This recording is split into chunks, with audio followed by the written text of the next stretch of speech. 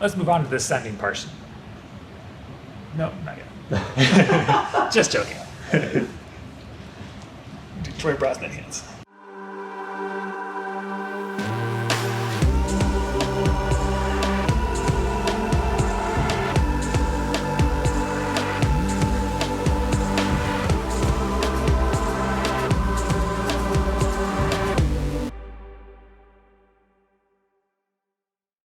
Hey everybody, I'm Mike Kazimer. Welcome to the Pinkbike Enduro and Freeride Field Test. We're taking a look at a batch of bikes with more than 160 millimeters of travel that are designed for the descents but still let you pedal them uphill. Right now, we're going to be taking a look at their new Propain Spindrift. This bike came out pretty recently, has 180 millimeters of travel front and rear, and you can purchase it with either 27.5 inch wheels, 29 inch wheels, or go with a mullet mixed wheel setup with 29 inch wheel in the front, 27.5 inch wheel in the back.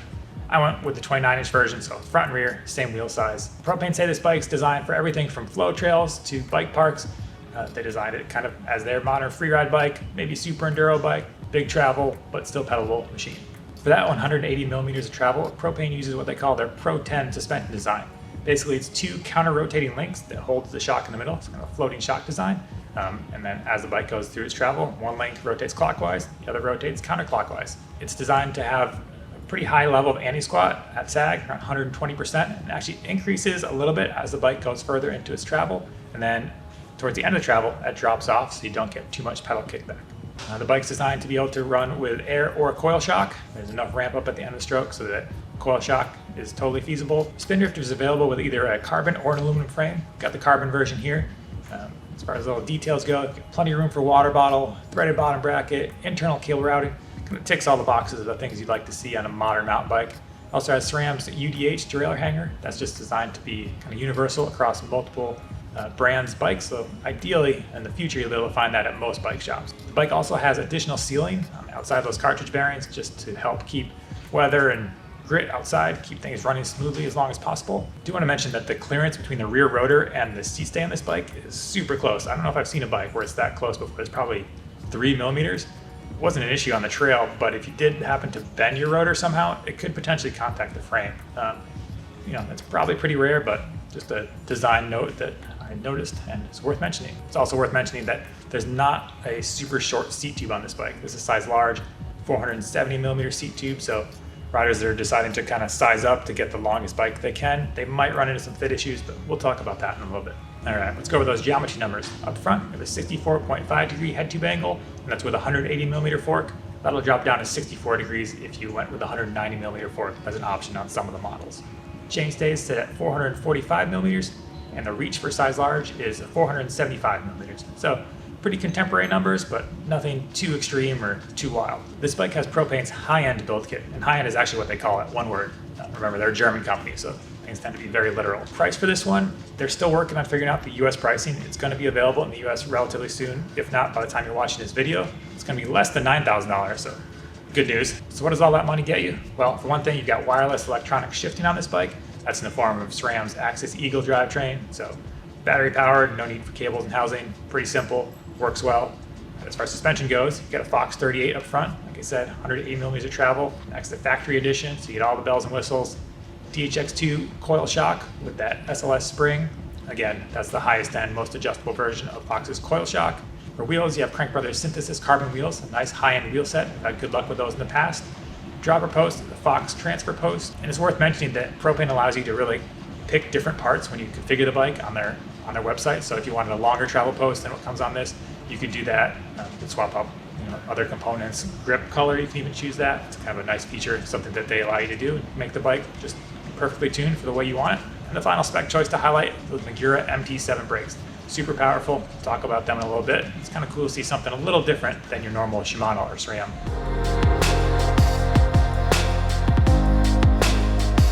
To get the Spindrift set up, we started by swapping out the tires to our Maxxis control tires, something we did on all the bikes in this category. I also ended up switching the spring from a 450 down to a 400 for my weight. I weigh about 160 pounds. Just needed to do that to get right around 30% sag, maybe a touch under. It's a little bit finicky getting that shock in and out, but realistically, you're not going to have to do that often. I also ended up swapping out the grips and the seat. The seat was an important thing to switch out in order to make this thing rideable for more than 10 minutes. So I'll complain about that in a little bit, but let's move on to the good stuff. Before we move on, I should mention the weight. This bike sits at 33 pounds with the control tires, which is very reasonable considering how much travel it has, and that's with a coil spring as well. So you can go an air shock and make it even lighter. So pretty impressive for what this bike can do.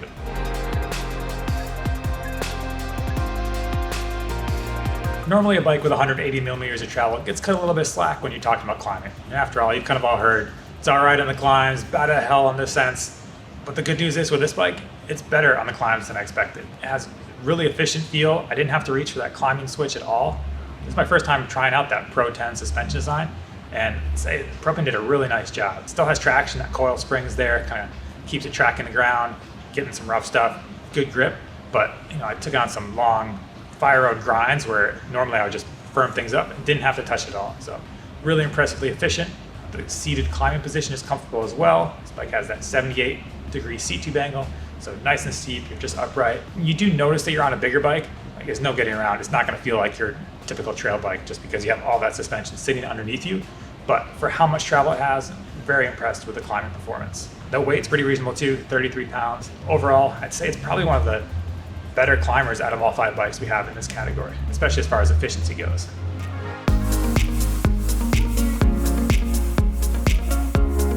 On the descents, the Spindrift has a really fun and energetic feel to it. It doesn't feel like a big, dumb sled. It has 180 millimeters of travel, but it's a lot more maneuverable than I expected and a lot more lively than I expected. Some of that may have to do with the, I won't call it steep, but 64.5-degree head tube angle isn't exactly super slack for a bike like this. But that helps kind of keep it a little more maneuverable. If you get tucked into some tight turns, you can still get this thing around. It doesn't feel like you need to fight it, which is, it's a cool feature. There probably are going to be some riders that want it to be even a little longer, even a little slacker, but I'll touch on that in a moment. But overall, the general feel of this bike is that it's just energetic, easy to handle, no matter the terrain. And even if you do get on some more kind of rolly, meandering terrain, it's not as single-mindedly focused as a bike like the Norco Shore. This one can handle some stuff like that. So if you got some mellower trails, you do have a lot of travel, but it doesn't feel like you're carting it around unnecessarily. Good traction from that coil shock, but you still have plenty of bottom out support. Took this thing on some bigger drops, no clanging off the bottom there. Kind of looser, dustier, flat corners. Really feels like it's gripping nicely. You can push in, load it up, transfer your weight to the other side. Overall, just a super fun bike to descend on that doesn't ask that much from the rider. Helps you have a good time on the trail without needing to really focus too hard on what's going on.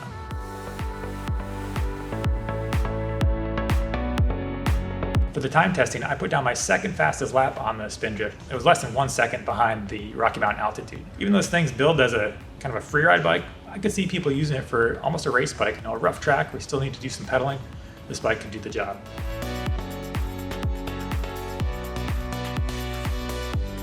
Let's dig into the components a little bit. Standouts? I think one thing, these Magura MT7 brakes, I was impressed with them. I haven't spent much time on Magura brakes in the past. They just don't typically come on the bikes that show up for review, but I'm a fan of these.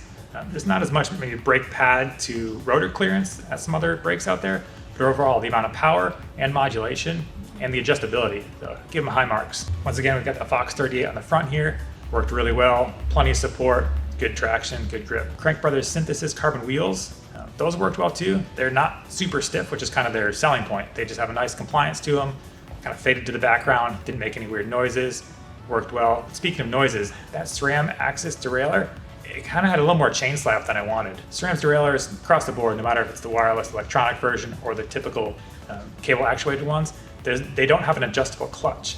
And this Axis one that I had, that clutch seemed to have less resistance than, say, something that if you took a Shimano out of the box. Actual shifting performance was great.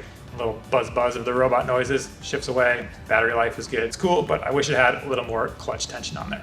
Now for the low light of the whole build kit, this seat. We don't talk about seats that much because they're pretty much personal preference. Everybody's different, but I don't know who would work well with this seat. It's super soft here, and then you just end up sitting on the hard shell inside there. That'd be the first thing I would take off. Don't even try to go for a ride with it. Get rid of it. The final point in the component spec has to do with that longer seat tube length that I mentioned before. This bike came with a 150 millimeter Fox transfer post. I had enough room. I could have run something longer, and if I was picking on Propain's drop-down menu, I would go with something longer. But that overall longer seat tube length is going to limit some riders. Say you wanted to run a 200 millimeter post. Not everybody's going to be able to do that. If you wanted to size up a frame, that could be a potential limitation as well. So I wish they had just chop that down by 20 or 30 millimeters. That's kind of the one downside of this bike's geometry, is that longer seat tube length.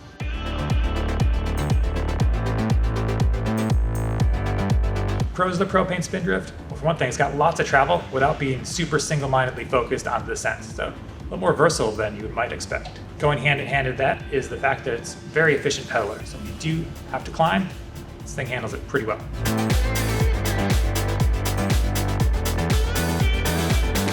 Cons, I mentioned that longer seat tube length. That does make some limitations for riders that want to run a really long dropper post or potentially size up. It's not going to be an issue for all riders, just worth to mention. I also encountered some cable rattle, something that can be fixed, but the internal cable routing at the exit port kind of slapped around a little bit. A little bit of time with some mastic tape could probably quiet that down, but that is a con. And then the final con, I feel like this bike could be even slacker, maybe a little longer, but more slacker is kind of the thing that I would like to see, just as an option, potentially with some flip chips, something like that. It has a 64.5 degree head angle, which is slack. It didn't feel like it was holding me back in the descents, but because this bike has so much travel, I kind of wanted the option to at least turn it into closer to a downhill machine.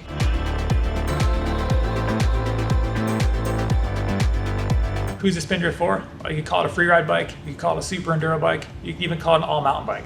No matter how you slice it, this thing has a lot of travel without becoming unmanageable and could work well for all sorts of big mountain adventures. There you have it, that's the Propain Spindrift. Keep on watching for more content from the Pinkbike field test, including our famous huck to flat, and don't forget to like and subscribe. Thanks for watching.